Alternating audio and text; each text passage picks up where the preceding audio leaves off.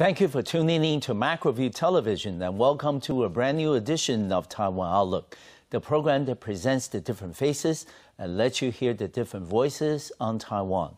I'm your host, Reuben.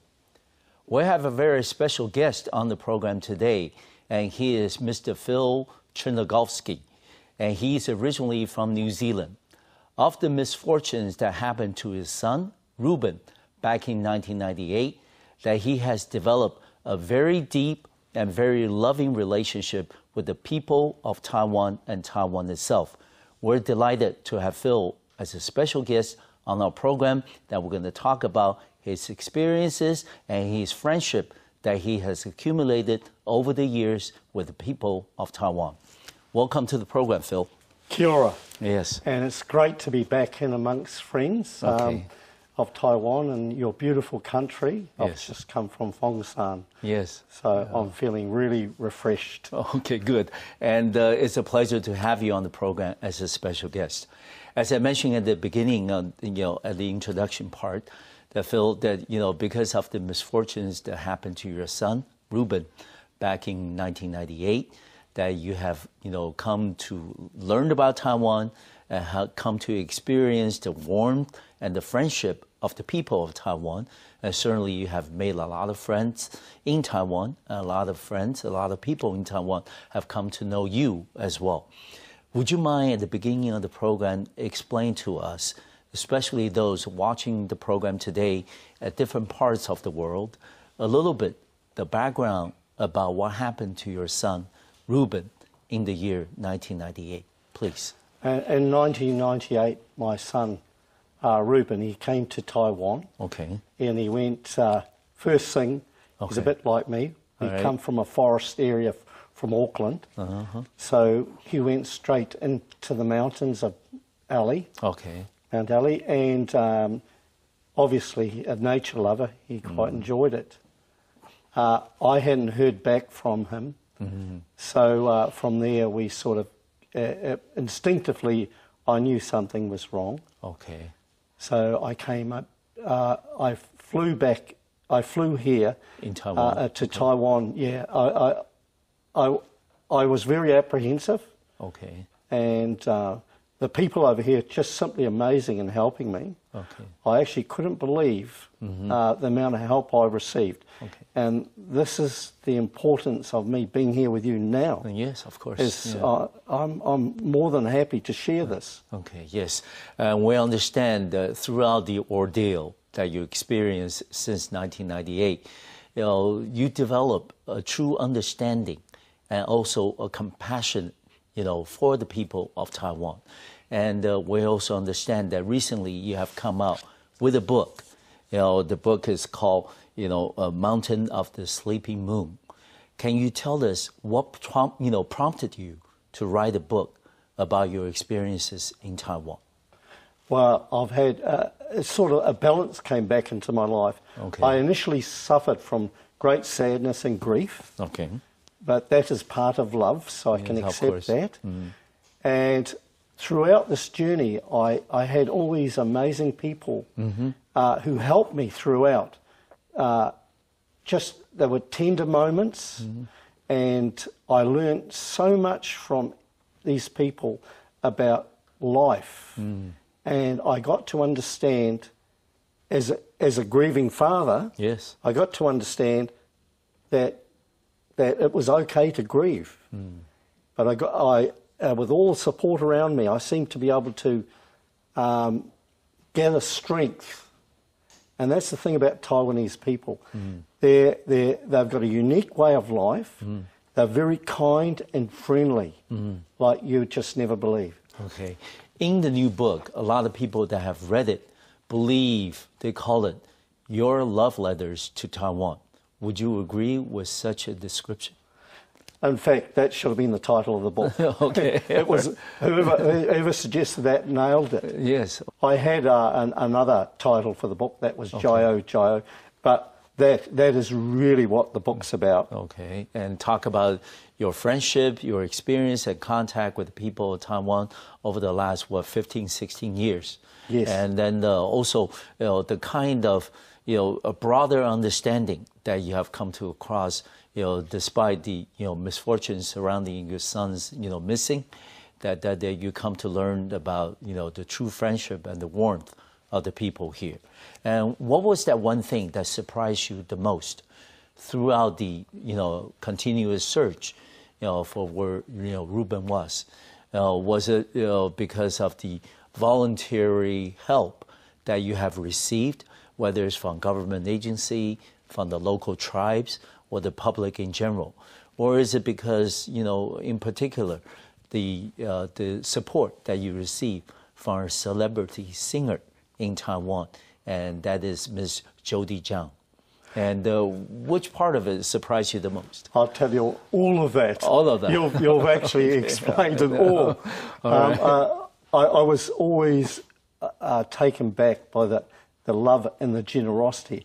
It was just overwhelmingly powerful. And whenever I felt like very low, I was always picked up and supported to keep on going. Of course. Jio, Jio, yes. just keep going by the local people. And it didn't matter if it was a small man and old man in Puli who would take me in for a feed of noodles, or a young man who took me to Hang 10 to buy shirts like these. I was always helped throughout. All right. And I developed a bit of understanding about the Taiwanese way of life. And it's about love and respect. And you can't have love without respect. That's a key ingredient. Of course. And they respected me as a father. Yes. Okay. And let me ask you, Phil, how much did you know about Taiwan before coming here?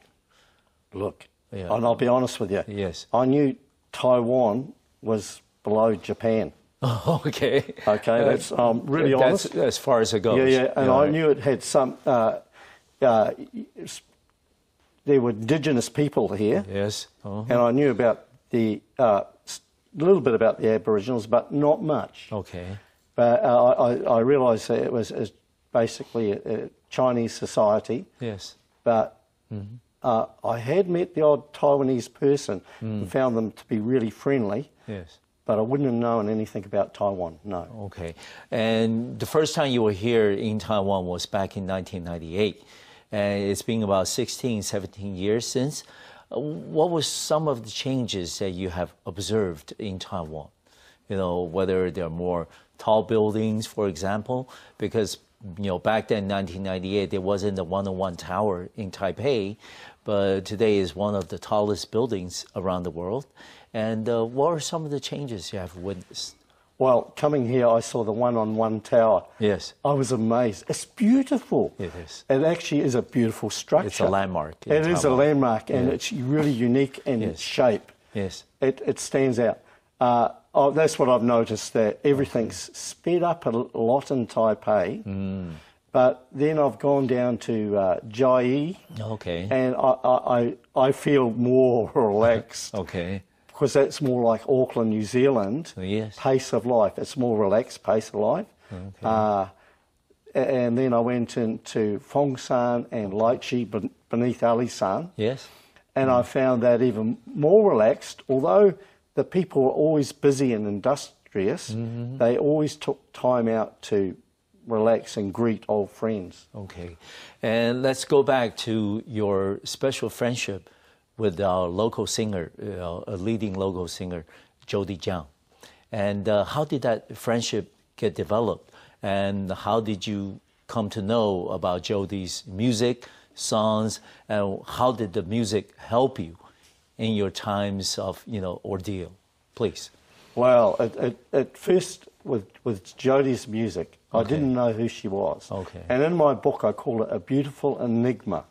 Someone who I didn't know, or I just didn't, never expected it. Yeah. But it was like I was in this car going up to Alisan, and it was like out of a Hitchcock horror movie for a father looking for a son. Okay. When you looked at the winding road going up to Alisan and the rocks some of them slipping down onto the road and the steepness, and you looked at the mist, and it was kind of really eerie, and those crow birds were going caw caw. Yes, it was really eerie, and there was a point where the policeman Larry Lai, he picked up on my emotion, and he turned the radio on, and Jody came on the radio, and he said something to the effect, "This woman sings in the mother tongue." Okay. Yes. And that moment, that beautiful moment, she was singing this sad, melancholy song. I immediately identified with it, and it helped uplift my spirit. Yeah. I realised where I was and what I was doing, and it kept me going. Yeah. And over time,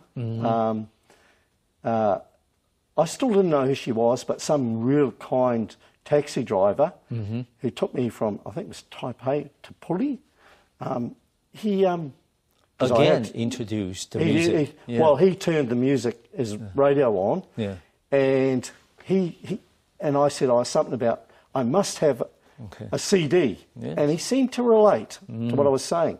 Anyway, at the Puli bookstore, right next to the bus station, he jumped out and grabbed me a CD and gave it to me. So that was the first time, and that's the generosity I'm talking about that I received. Taiwan, he didn't know who I was. No. Now that's a beautiful thing. He didn't know I was the grieving father looking for a son.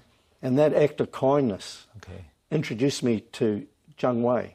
Immediately when I got back to New Zealand, I sent an email to her recording company saying I wish to respect her privacy, but as a father I wish to thank her if they could relay that message to her. Okay, cool. And Phil, we were talking the first part of the program about your special friendship that has developed over the years, with our very popular local singer, Miss Jody Jiang. And then that Jody recently announced that she's about to retire from active singing. And people, the loyal fans, lined up, in city of Taipei, around the block, trying to buy tickets for the final concerts that Jody is about to give. And about her upcoming retirement. Any special words or message that you want to relate to her? I think we've all got to actually just accept the moment and enjoy江蕙as we have her now without worrying about the retirement. Yes. And even after she retires, that music is going to go on forever. But江蕙needs to have time to herself. Yes, she's more than earned it.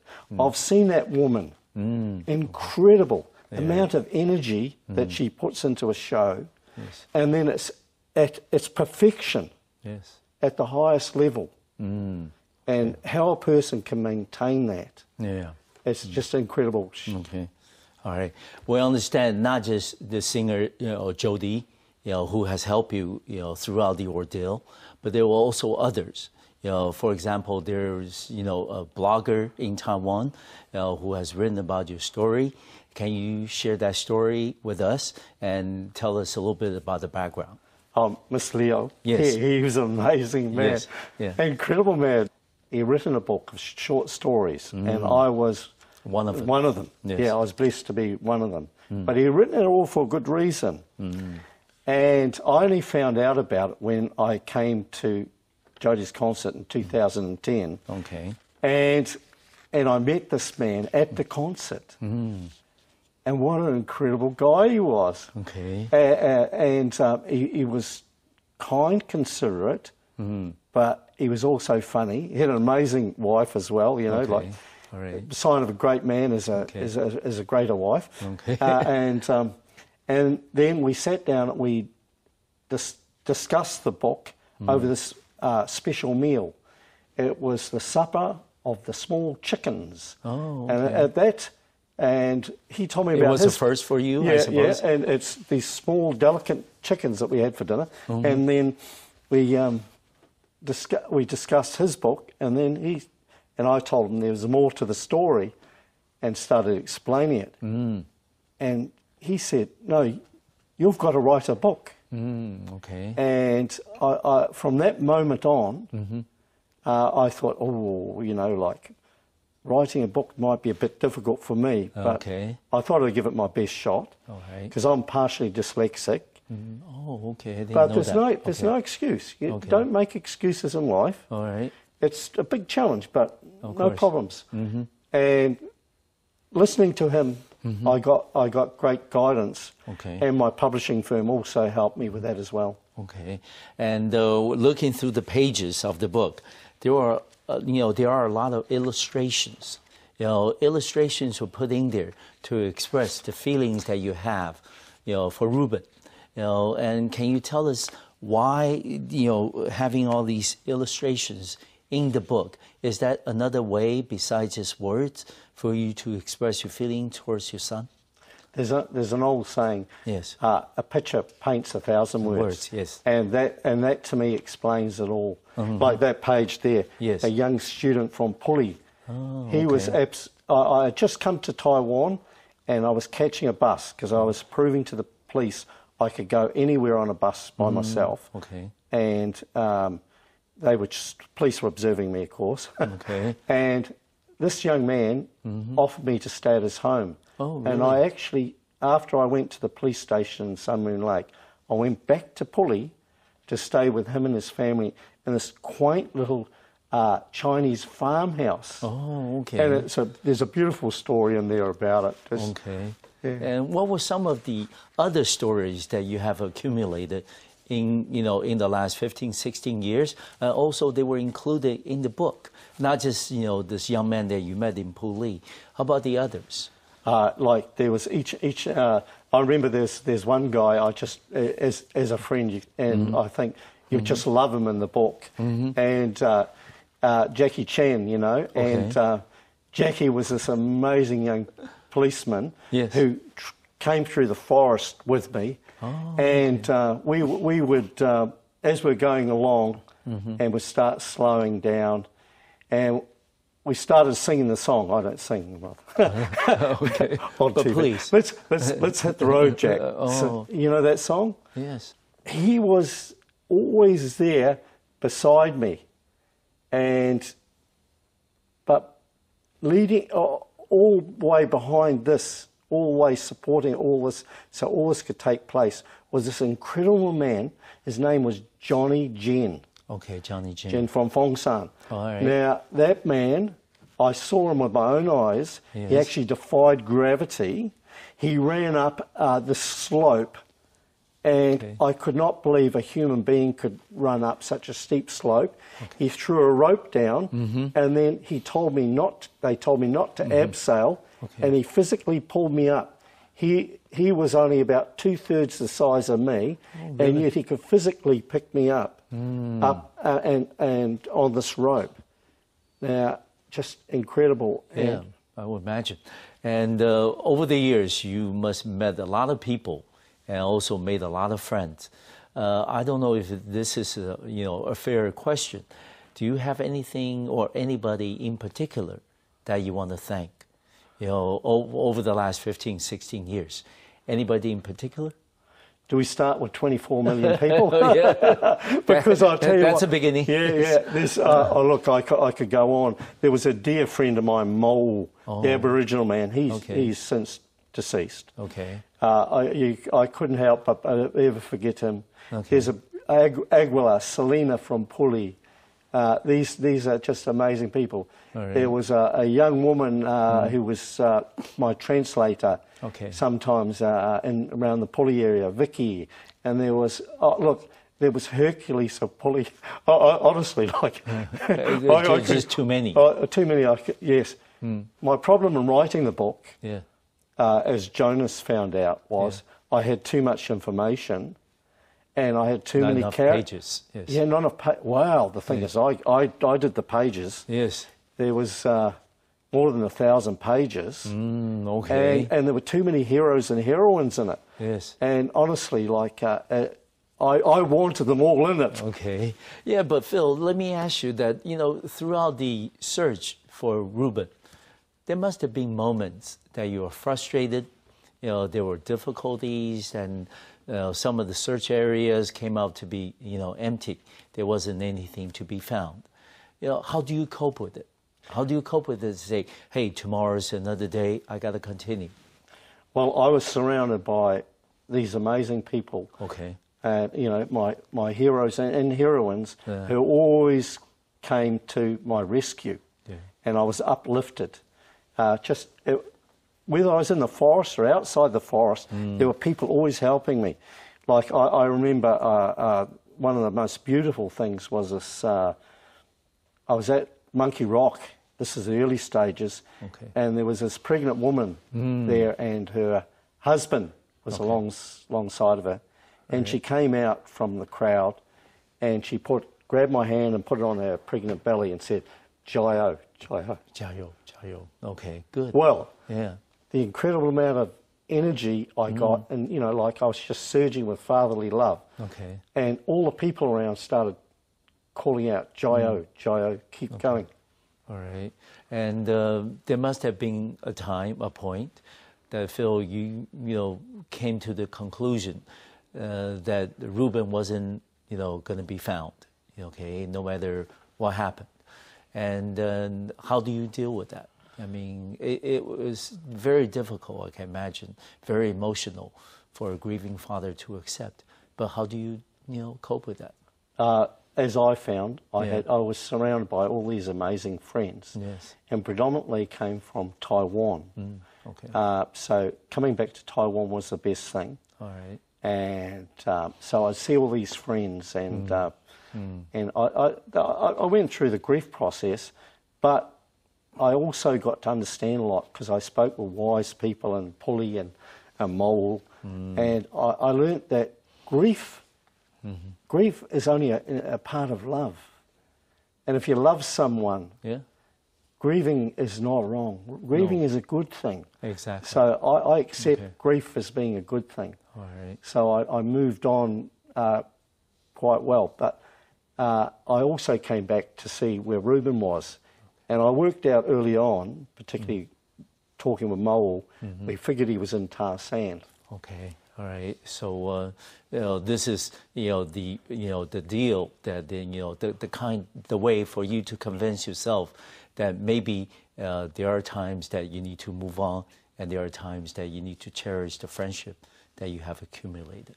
You have to accept that there will always be part of grief in my journey of life. Of course. And I accept that, but I cherish it and, hold it. It's beautiful. Yes. I'm never going to deny it. No. Okay. It's my love. Yes. That is your gift. Yes. Yeah. And you were talking, before the taping started, Phil, about, what Phil, what your son, Reuben has said, if his life were to come to an end one day, that Taiwan is the place that he would like to, stay. What was the story? Well, at the age of 7, he drew this beautiful picture. Okay. And he told me and his mum, this is if I die, I like to die here. He did a picture of an indigenous person, which looked like a Joe Aboriginal person. Okay. There was a dead tree. And remember that beautiful old dead tree of Alisan that everybody knew about that tree. But at the age of 7, he didn't know anything about Alisan, of course. No. And he drew a picture that the Aboriginal people say is tar sand. But he drew the side of tar sand that is heaven. Yes. So this picture, Reuben told me that if he died, he would like to be there, rest there, and not be found for 500 years. Okay. So that's what he told you at the age of 7. Yes. Okay. But it's a rather beautiful sad twist of fate. Yeah. He'd actually gone back to the land of his ancestors because my son, being part Maori, he went back to the land of his ancestors. The Joe's people, Taiwan Aboriginal people. Yes. So it's very touching. Yeah, of course. We're going to talk a little bit about your relationship with the Joe's people a little later in this part of the program. But let's first talk about the kinds of help that you have received, not just from the people in Taiwan, but also from the government agency. And one in particular was that you received a letter from the office of the president when Dr. Li Denghui was the president of the Republic of China. Can you tell us a little bit about the background of the story and what was going through your mind, yes, when you received the letter from the office of the president? Well, I'll go back to when I first arrived in Taiwan. Yeah. I actually had a belief that I wasn't going to get much support in the search for my son. So I turned up to the presidential palace, yes, they might call it, and I in front of 3 TV networks, and I started walking towards the main door, main entranceway, and I got stopped by a guard who was adamant that I wasn't going through. He was actually armed. Okay.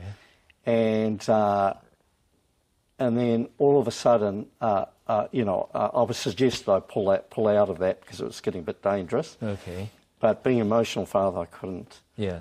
And so what happened was I got this amazing support. I got taken to a police station, and the Foreign Affairs police station, and I got this amazing sort of support. And I realised from that moment on, the message had gone through to President Lee. My message was, I ask you, not as a foreigner, but as a father like yourself, if you can help me search for my son. Okay. That went through. Okay. And when you got the letter, what did the letter say? The letter that he wrote to me was actually really...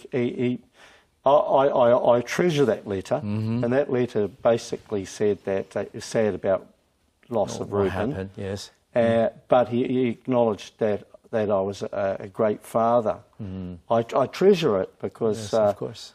He also, unbelievable, yes, but he rang me up at my home. Oh, But I wasn't there. He left a message on my answer phone. Okay.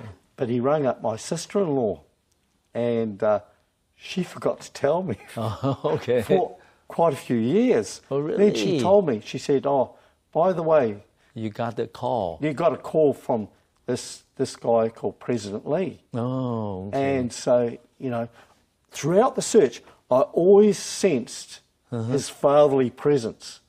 And I'm not into any political stuff. I'm not into that at all. No. But I'm talking about someone who showed humane compassion. Yes. Okay. And in nowadays world, it's hard to find. Yes. And let's talk a little bit about your relationship with the Zou people, and in particular, around the Laiji village, in Taiwan. Can you tell us how you developed, contact and your relationship, with the Zou people, and what kind of help did you receive in the search for Reuben, please? When this man Mo appeared from out of nowhere, and suggested that he would help me. Oh, okay. And that his people would help me. So that's when you first arrived? This was when I was first up in Alisan. Okay. So I met this amazing character. And they say that we look like twins. We had a beard and long hair sort of thing. Well, I didn't have long hair then, but we had the beard look going thing. Okay. And we were the best of friends, but he was a man of no nonsense. He was straightforward, but he was very wise. And I had this amazing interview with him. Okay. And then he took me around the tribe and he introduced me to everyone. Then he told me that, then I told him my son, ancestry is that of the New Zealand Maori. Okay. And then it's just amazing, the special bond even developed stronger. And all those people within that village are just, every one of them are all my friends. Okay. Yeah. And you just mentioned that you just came back from, Fengshan. And what was the purpose of your visit this time? Oh, well, this was my little holiday away from promotion stuff. Okay, all right. And you had some old friends, of course. Where do you head? Okay.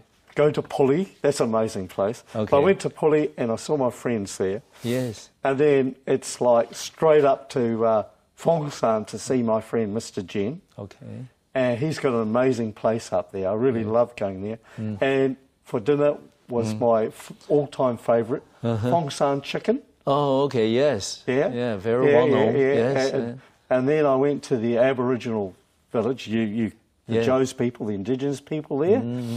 And I was with the Vai and Patsa. Yes. And had an amazing time there too. Okay. Lots of food. Yes. In fact, so much food. Yes. Yeah, I can imagine the kinds of delicious friendships. Yes, of course. Yes. And we also understand that you have been to some of the temples, Buddhist temples around Taiwan. And one episode was that your friend, Mr. Tsai, took you to a temple.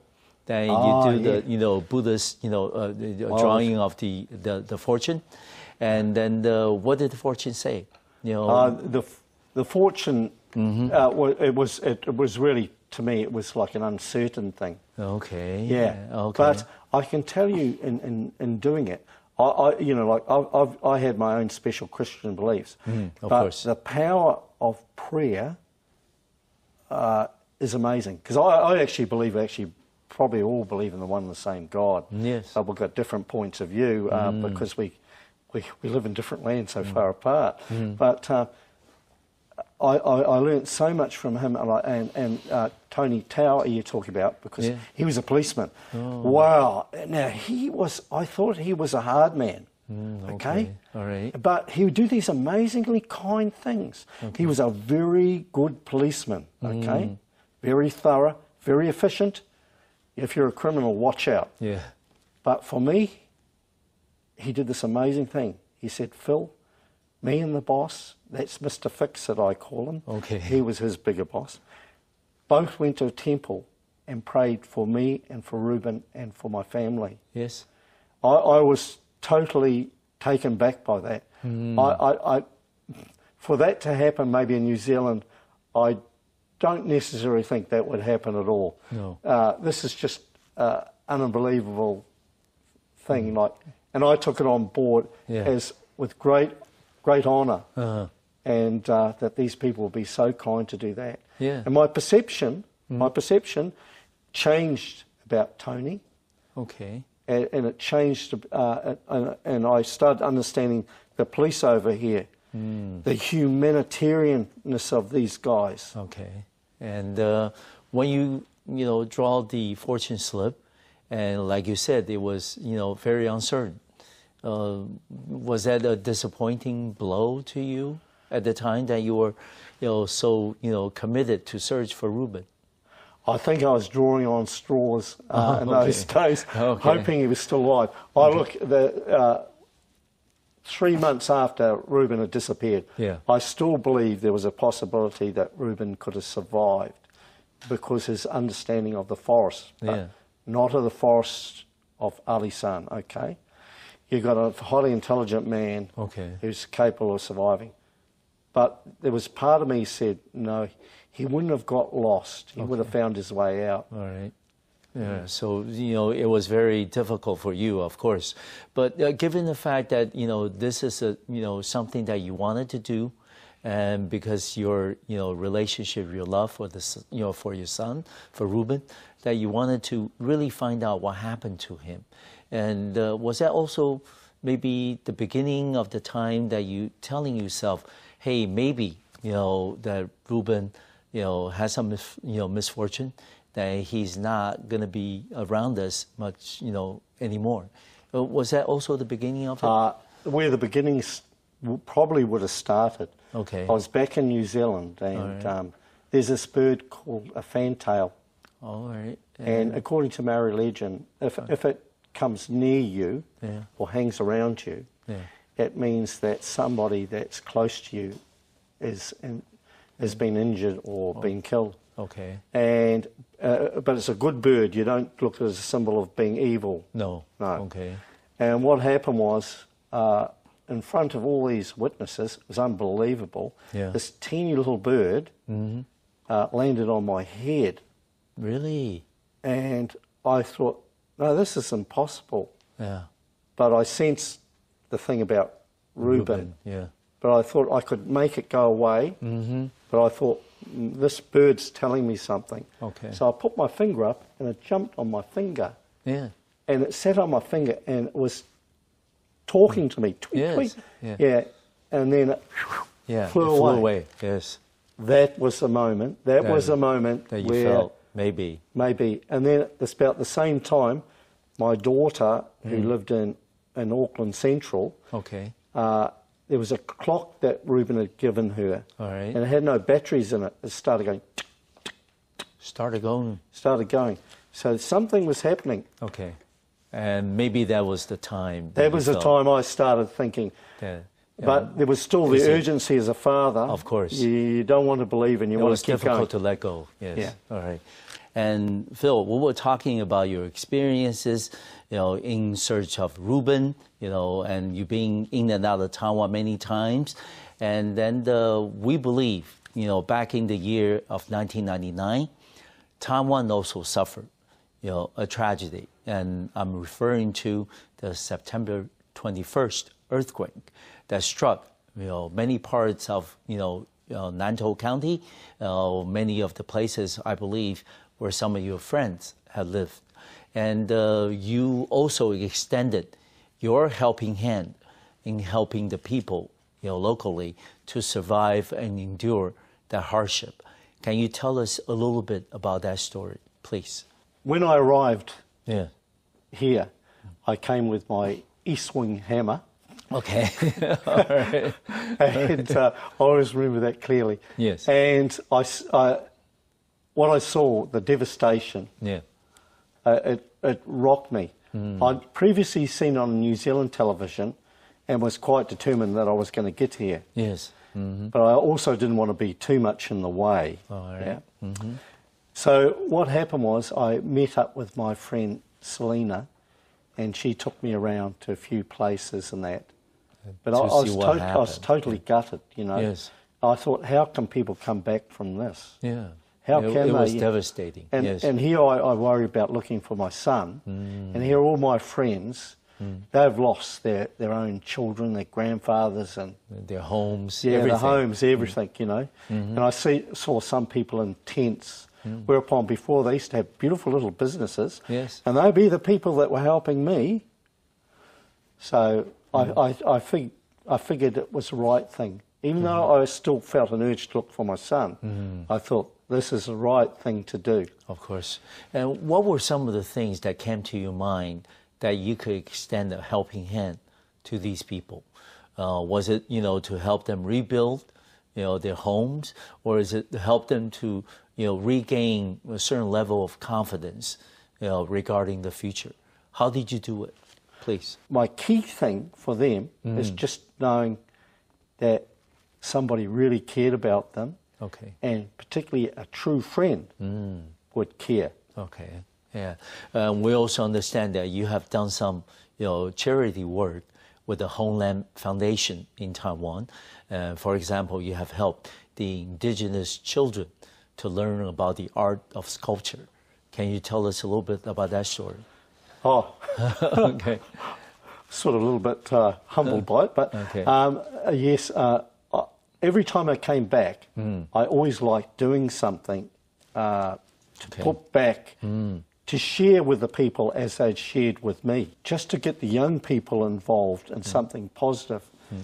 Because sometimes I saw some young people getting maybe a little bit wayward, and they just needed a bit of support. And quite a few of them, unbelievable, but they respected me. So I thought, no, I'll help Mo do that. Okay. And the in Puli, I've always helped in Puli. Yes. And doing bits and pieces for them. No, Phil, let's talk about the concept of sharing. These are people that have helped you when you first came to Taiwan, they're looking for your son, and they are now, after the devastating, earthquake, they are now in trouble. They are now, in search of, other people giving them help, and you're there, willing to offer a helping hand. Tell us a little bit about your experience and also what was going through your mind, please. Yeah, my thing was, I wasn't doing it for charity. No. I'm not a charitable institution. No. I was doing it because these are my friends. Yes. And I was sharing with them like they shared with me. Okay. And I remain very strong about sharing with friends, and particularly these friends. Yes, of course. You know, they really help you to, you know, in your search for your son. And when they're in trouble, then you, of course, you know, was reciprocal in terms of offering them some help. And let's talk a little bit about the, you know, the experiences that you have accumulated, and in terms of relating those experiences back home to your friends and family in New Zealand. Do you think that maybe in some way that you have played the role of a goodwill ambassador between Taiwan and New Zealand over the last 16 years? What do you think? I've only done it, I don't want to be known as a great guy, no. But wherever I've gone, yeah. I've always told people the same thing. Taiwan's an amazing country. Yes. These people are just so unbelievably kind and friendly. Go to Taiwan. And this is a thing of even when I worked at the Auckland City Council, they asked me to help them write up something. Okay. So I explained about Taiwan, its culture, how everybody helped me because my son was missing. Okay. Then I explained the generosity that I had received, and that this friendship would continue and always would continue for me. Okay. And we understand that always, you know, being a very deep and very solid relationship between New Zealand and Taiwan. And do you think that maybe because of, you know, your personal tragedy, that, you know, you lost your son, but over the years that you have improved the bilateral understanding between the two peoples, and also, you know, you have accumulated a lot of true friendships in Taiwan.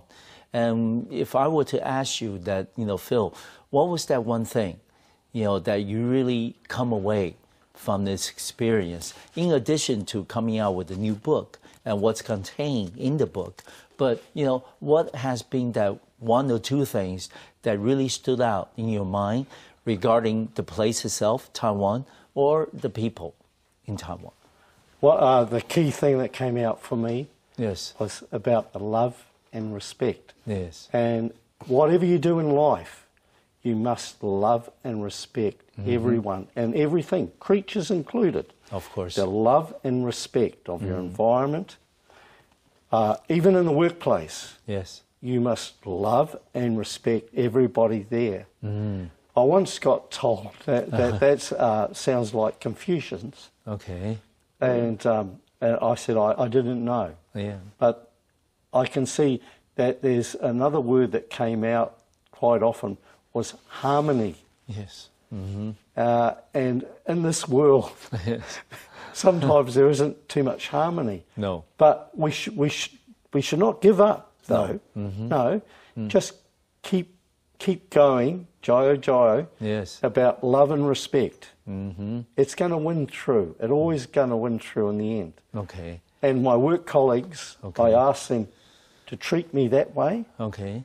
And I will love and respect them. Okay. My boss, I love and respect my boss. Okay. And I expect that in return. Okay.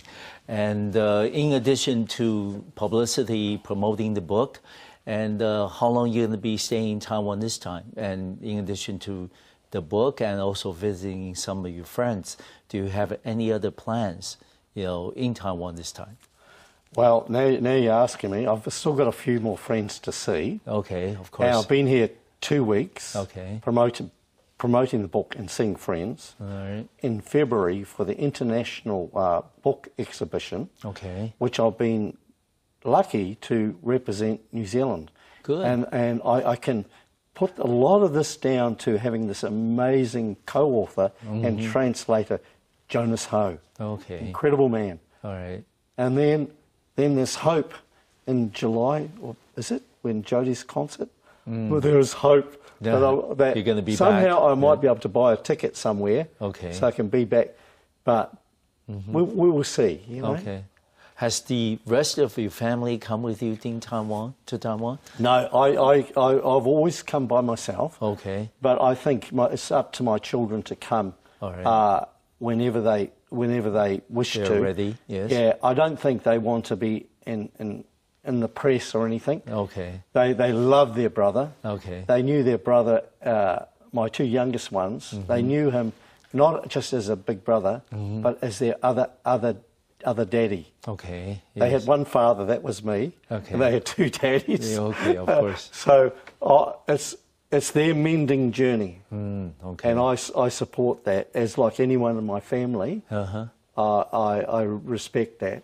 All right. But I represent them here, and I represent them here in saying this book is written as a clear thank you to all you amazing Taiwanese people who helped me so much and still continue to do it. Okay. And we understand that Jody also wrote a commentary, a recommendation for the book. And I believe that she said in the book, because of the warmth and the friendship that you have received in Taiwan, that you will now consider Taiwan your second home. Would you agree? I'd agree with that. In fact, I spoke to Lady Ma. Oh, okay. This was when she was in Auckland. Okay. And I asked her when was my Taiwan passport arriving. Okay. A little subtle hint. Yes, of course. I mean, Phil, what if you come back to Taiwan as a second home in the future? What are your plans? Do you have any plans? Continue to work with the foundation, or have some classes set up to work with the indigenous children? What do you think? Anything I can do to help the Homeland Foundation. Okay. They've suggested a few things, and for example, I've talked about doing a children's book. All right. But using the art of children relating to Taiwan's approach to foreigners, about forest safety. Okay. We're trying to get it organised into what would be the best sort of book to have. Okay, good. Well, Phil, it's certainly been a pleasure to have you on the program today. Want to wish you all the best in the future. Thank you very much. And thank you, Reuben, and thank you to the listeners and the viewing people. Okay. Thank you for watching our program today. I'll see you next time on MacroView Television. Thank you.